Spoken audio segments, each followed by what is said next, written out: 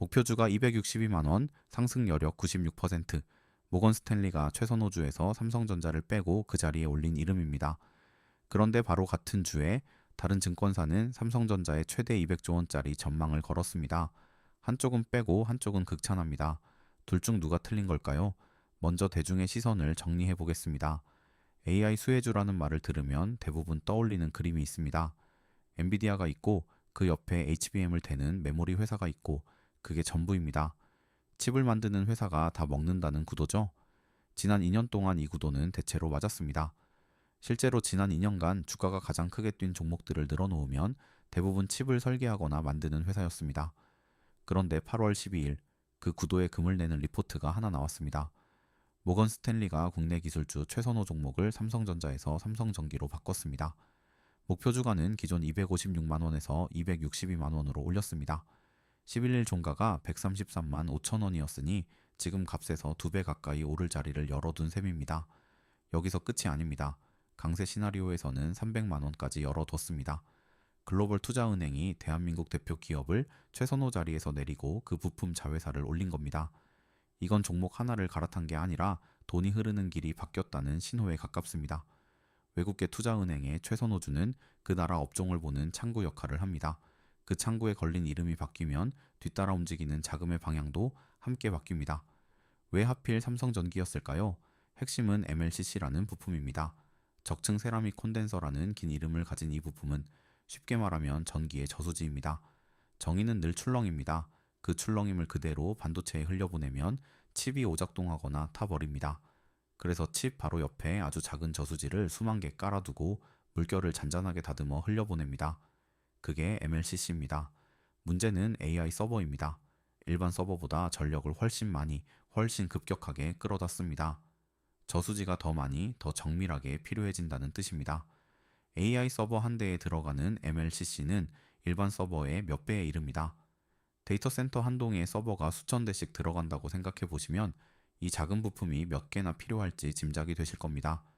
그래서 지금 무슨 일이 벌어지고 있느냐?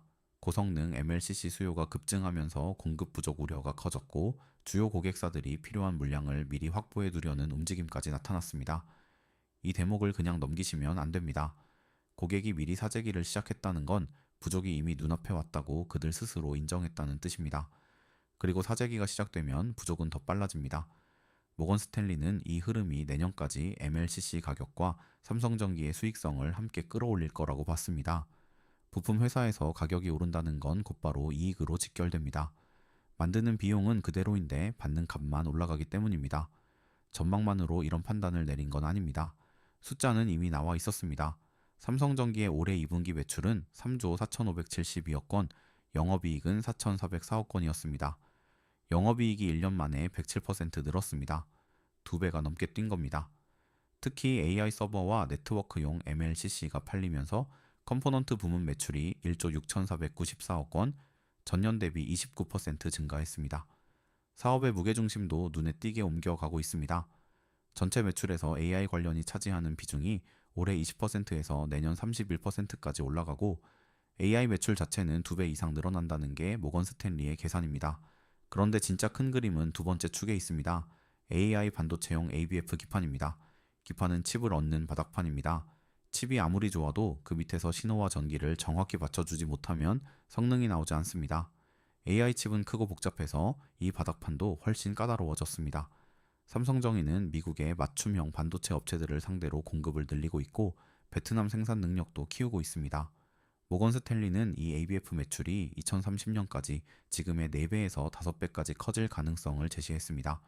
스마트폰에 들어가는 부품을 만들던 회사가 AI 데이터 센터에 핵심 부품 회사로 이름표를 바꿔다는 중이라는 얘기입니다. 시장이 어떤 회사를 다시 평가할 때는 실적이 좋아졌을 때가 아니라 그 회사가 속한 판이 바뀌었다고 인정할 때입니다. 지금 삼성전기에서 벌어지고 있는 게 정확히 그것입니다. 자, 그러면 자리에서 밀려난 삼성전자는 끝난 걸까요? 이제 시선을 완전히 뒤집어 볼 차례입니다. 바로 이틀 전 KB증권은 삼성전자에 대해 정반대에 가까운 그림을 내놨습니다. 3분기 영업이익 전망치가 112조 원입니다. 1년 전보다 817% 늘어난 숫자입니다. 분기 기준 사상 최대 기록을 다시 쓴다는 겁니다. DRAM의 영업이익률이 83%, 낸드가 71%까지 올라간다고 봤습니다. 100원어치를 팔면 83원이 남는다는 뜻입니다. 제조업에서 좀처럼 보기 힘든 숫자입니다. 반도체가 잘 팔리는 정도가 아니라 살 사람이 줄을 서서 값을 부르는 상태라는 뜻입니다. 여기에 하나가 더 붙었습니다. 주주환원입니다. KB증권은 삼성전자가 곧 내놓을 주주환원 규모가 연간 최소 100조 원에서 최대 200조 원에 이를 수 있다고 봤습니다. 기존 연간 구조 8천억 원과 견주면 최대 20배입니다. 목표 주가는 60만 원을 유지했습니다. 그리고 이 모든 얘기가 나온 배경에는 삼성전자 주가가 고점 대비 49% 떨어져 있다는 사실이 깔려 있습니다. 실적은 사상 최대를 향해 가는데 주가는 반토막 근처에 있는 상태입니다. 이익이 늘어난 만큼 주가가 따라가지 않으면 같은 주식을 예전보다 훨씬 싸게 사는 셈이 됩니다. 밸류에이션 부담이 사라졌다는 말이 여기서 나옵니다. 그런데 여기서 정말 중요한 지점이 나옵니다.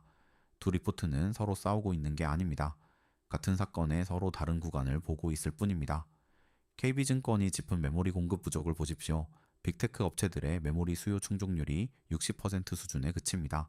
필요한 양의 열의 6밖에 못 받고 있다는 뜻입니다. 그런데 새 공장을 지으려면 3년 이상이 걸립니다. 그래서 공급난이 2028년까지 이어질 수 있다는 얘기가 나오고 삼성전자는 주요 고객과 5년 단위 장기 공급 계약을 늘리고 있습니다. HBM도 마찬가지입니다. 올해 HBM 매출이 지난해보다 3배 이상 늘고 내년에는 평균 판매 가격이 2배 이상 오르며 HBM사 점유율이 44%로 세계 1위에 오른다는 전망입니다. 이 숫자들이 말하는 건 하나입니다. 지금 부족한 건 칩만이 아니라는 것, AI 데이터 센터를 짓는 데 필요한 모든 것이 부족합니다. 메모리가 모자라고 그 옆에 깔 저수지가 모자라고 칩을 얹을 바닥판이 모자랍니다. 여기에 전력 설비와 냉각 장비까지 더하면 목록은 더 길어집니다. 돈은 언제나 가장 부족한 쪽으로 흐릅니다. 그래서 지난 2년 동안 칩 회사에만 몰려있던 돈이 이제 부품과 기판으로 번져나가고 있는 겁니다. 모건 스탠리의 교체는 삼성전자를 버린 게 아니라 아직 값이 덜 매겨진 자리를 먼저 짚은 것에 가깝습니다. 물론 냉정하게 짚어야 할 것도 있습니다. 목표 주가는 약속이 아니라 가정입니다. 상승 여력 96%라는 말은 뒤집으면 그만큼의 기대가 아직 값에 안 들어와 있다는 뜻인 동시에 그 기대가 깨지면 그만큼 되돌릴 자리도 있다는 뜻입니다. MLCC는 원래 가격이 오르내리는 사이클 산업입니다. AI 투자 속도가 한번 꺾이면 사재기는 재고 부담으로 바뀝니다. 200조 원이라는 주주 환원도 아직 발표된 정책이 아니라 증권사의 추정입니다. 전제가 흔들리면 결론도 같이 흔들립니다. 증권사 리포트는 미래를 알려주는 문서가 아니라 어떤 조건에서 무엇이 벌어질지를 적어둔 계산서에 가깝습니다. 처음 질문으로 돌아가겠습니다. 한쪽은 빼고 한쪽은 극찬합니다. 둘 중 누가 틀렸을까요? 답은 둘 다 틀리지 않았다는 겁니다.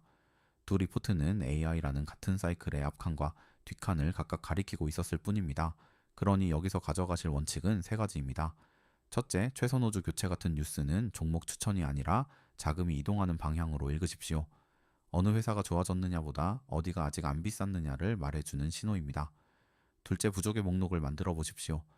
AI 데이터 센터 한 동을 세우는데 무엇이 모자란지 적어 내려가면 다음에 값이 매겨질 자리가 그 목록 안에 있습니다.